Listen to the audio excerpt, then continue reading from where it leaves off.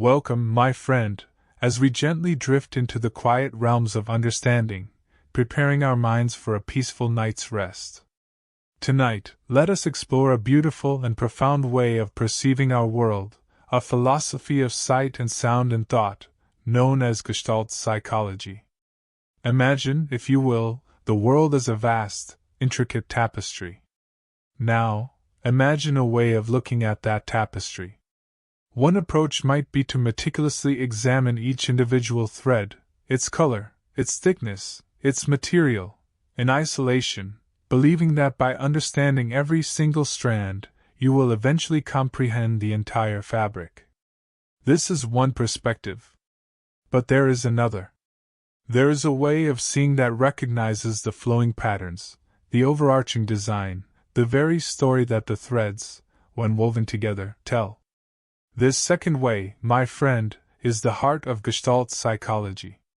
It is a school of thought, a theory of perception, that doesn't just whisper, but gently insists, that we process entire patterns and configurations.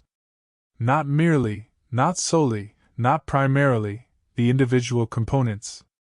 It emerged, like a quiet dawn breaking over intellectual landscapes, in the early 20th century, cradled in the thoughtful atmospheres of Germany and Austria.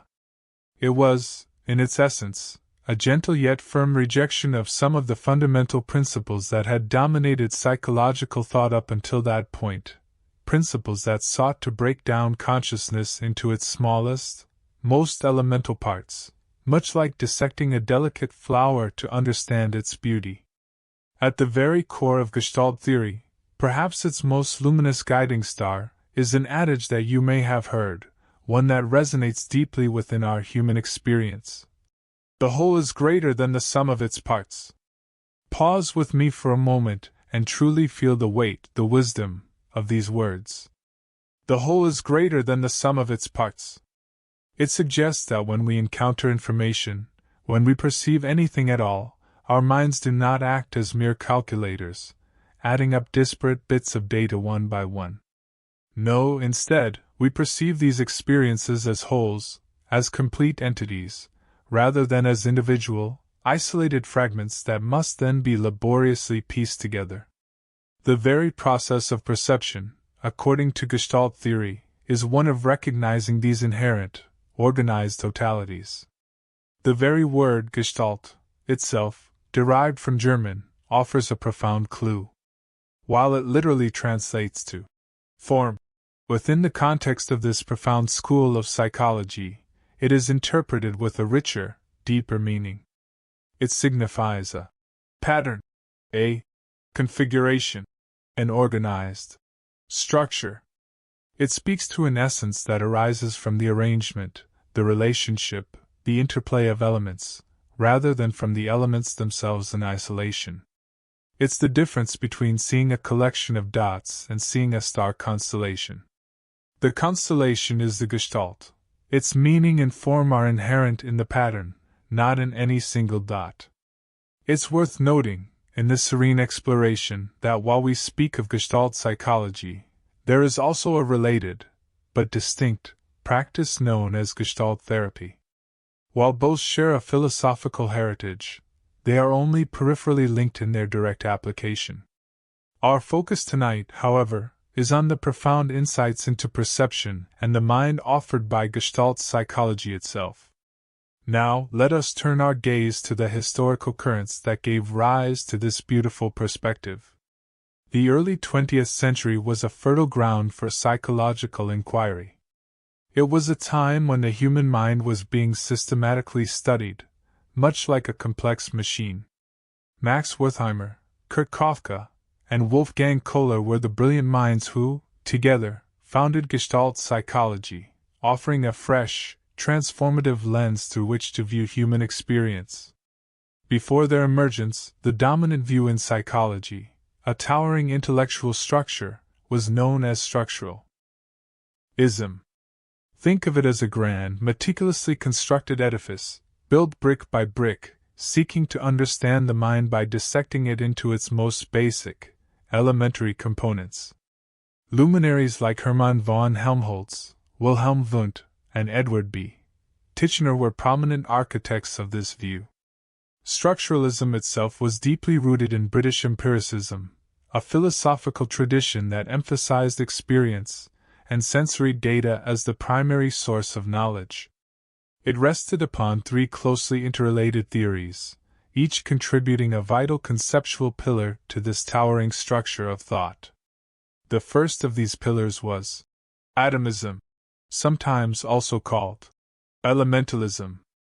This was the profound belief, held with conviction, that all knowledge, even the most complex and abstract ideas that dance within our minds, is ultimately built from simple, elementary constituents.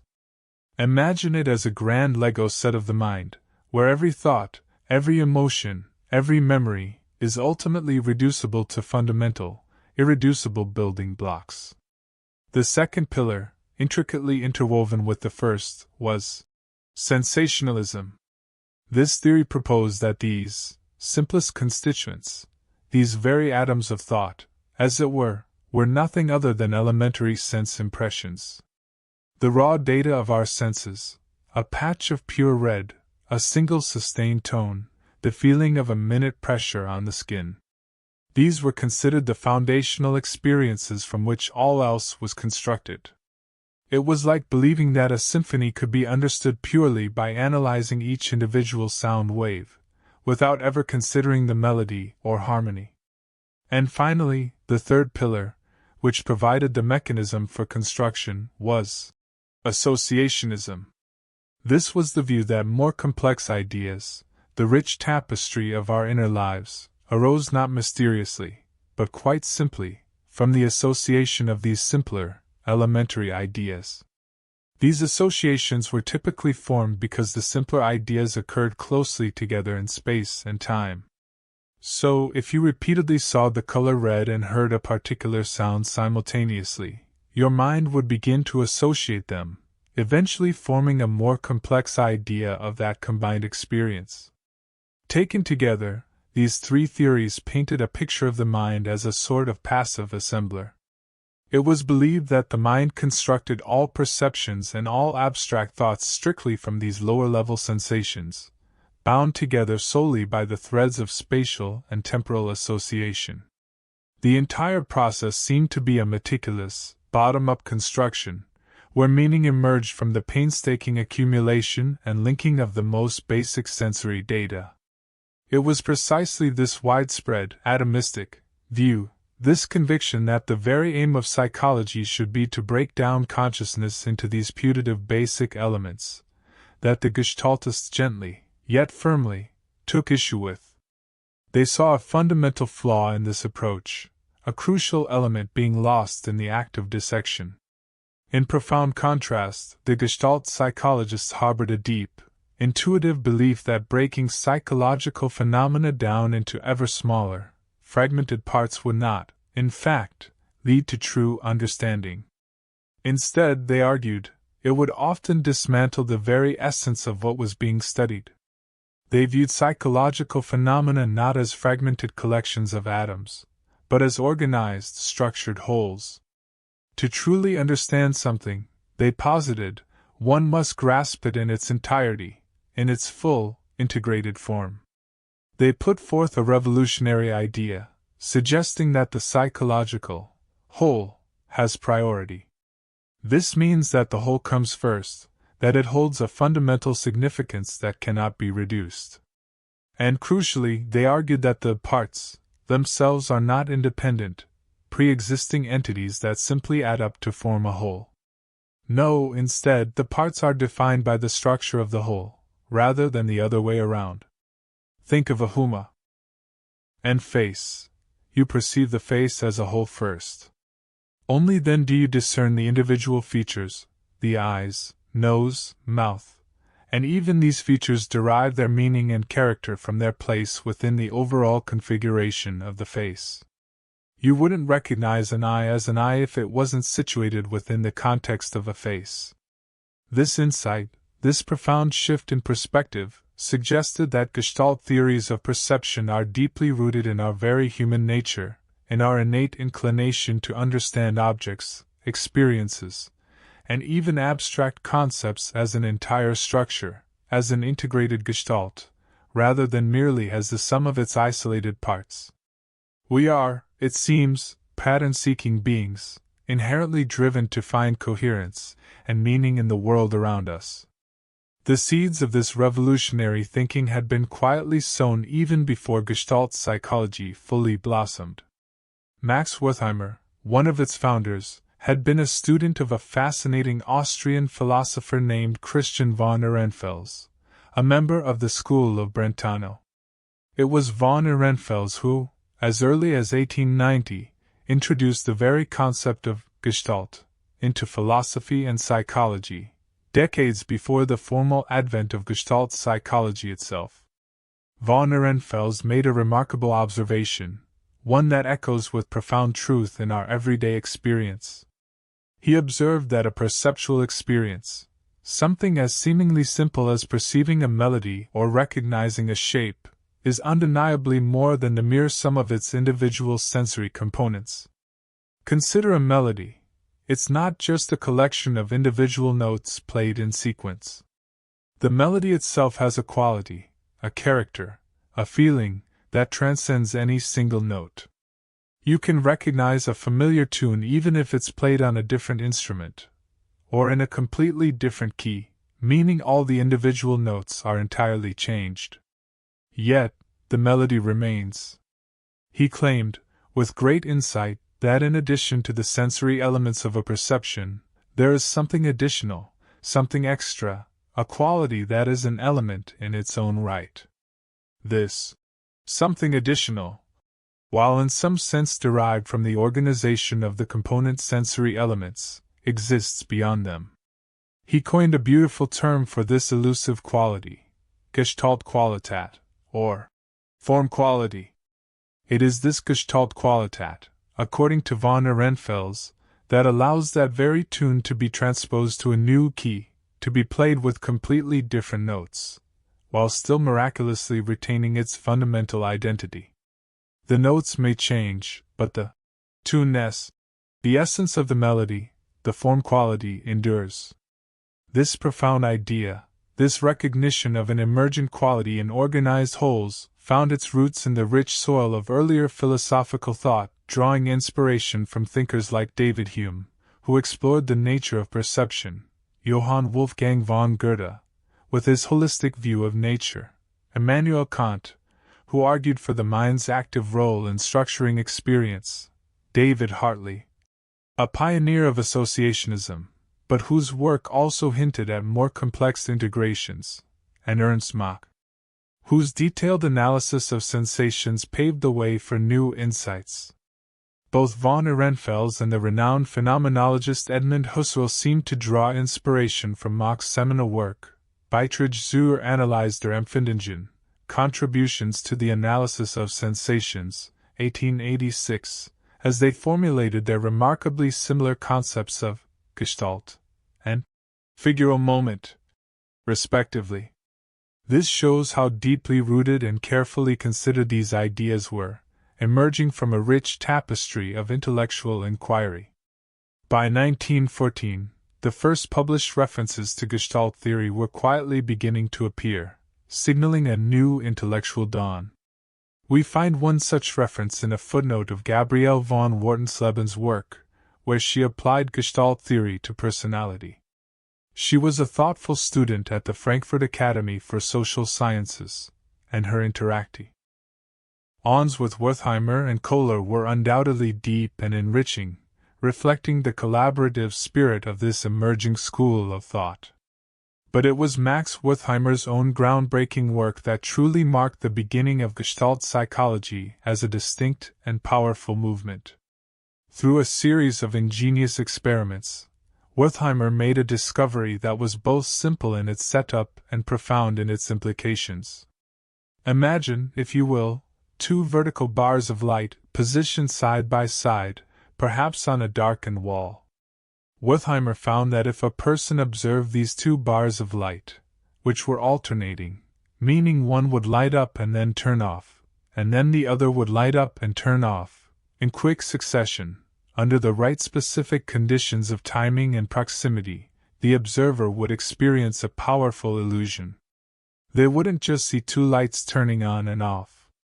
Instead, they would experience the vivid, undeniable sensation of movement between one location and the other. This was no ordinary perception of movement. Wertheimer noted, with keen insight, that this was a perception of motion absent any physically moving object. There was no bar actually traveling from one spot to another. It was, as he beautifully described it, pure phenomenal motion.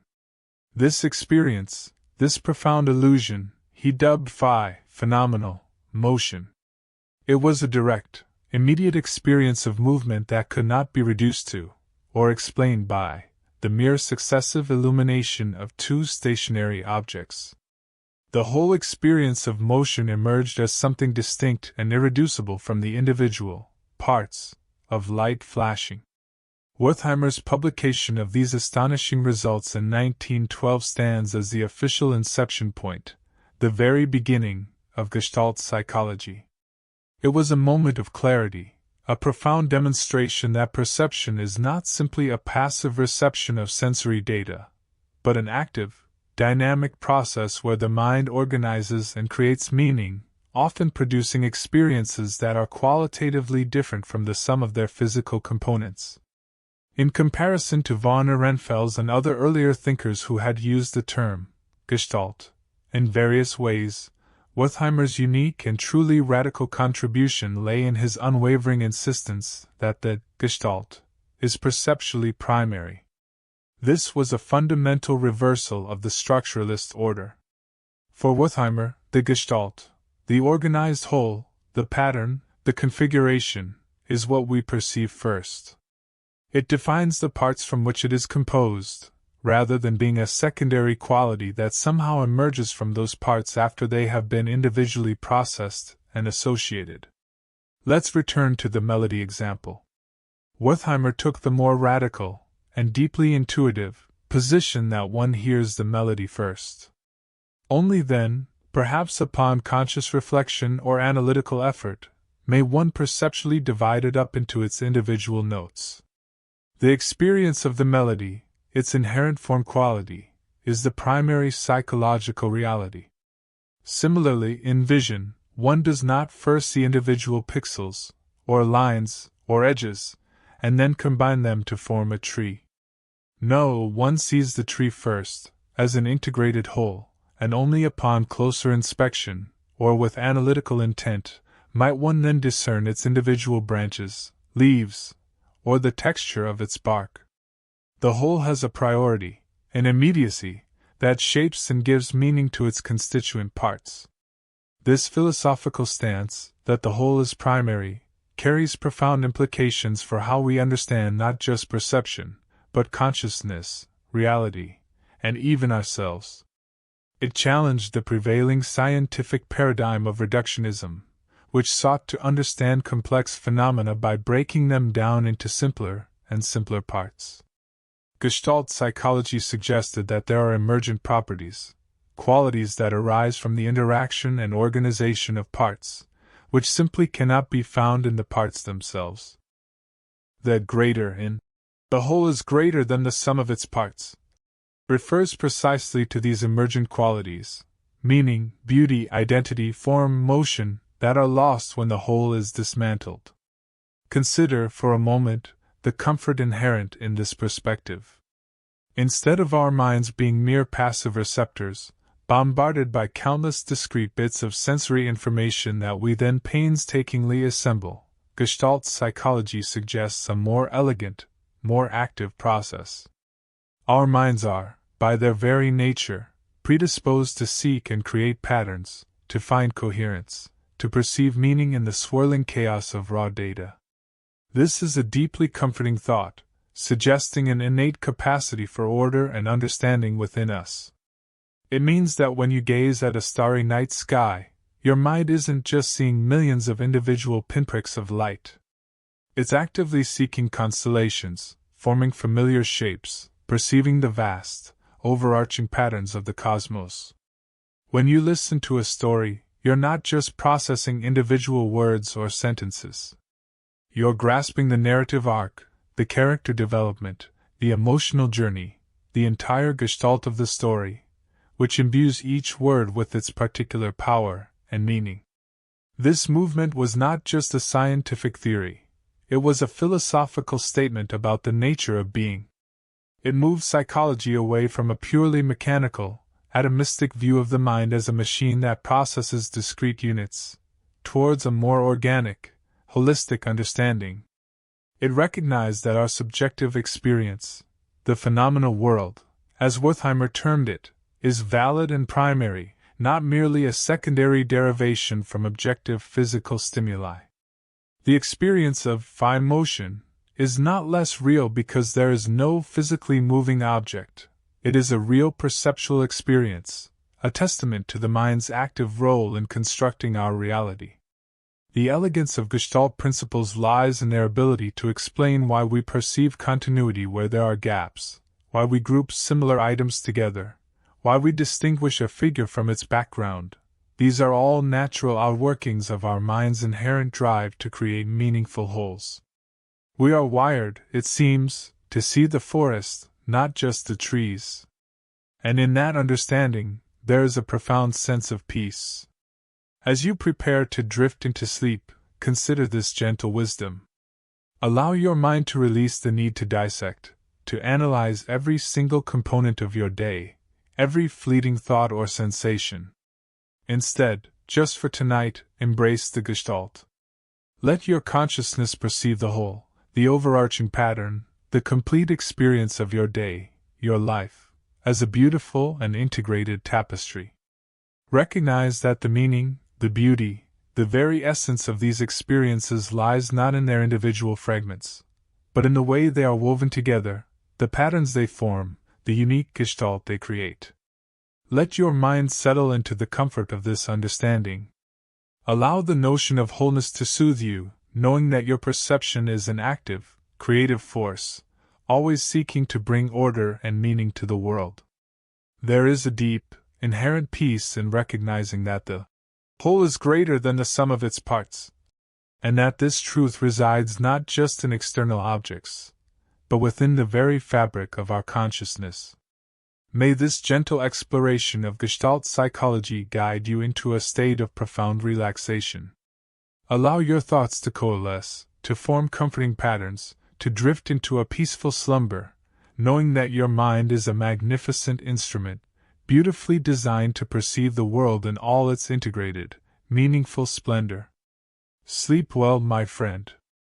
May your dreams be filled with beautiful, coherent wholes.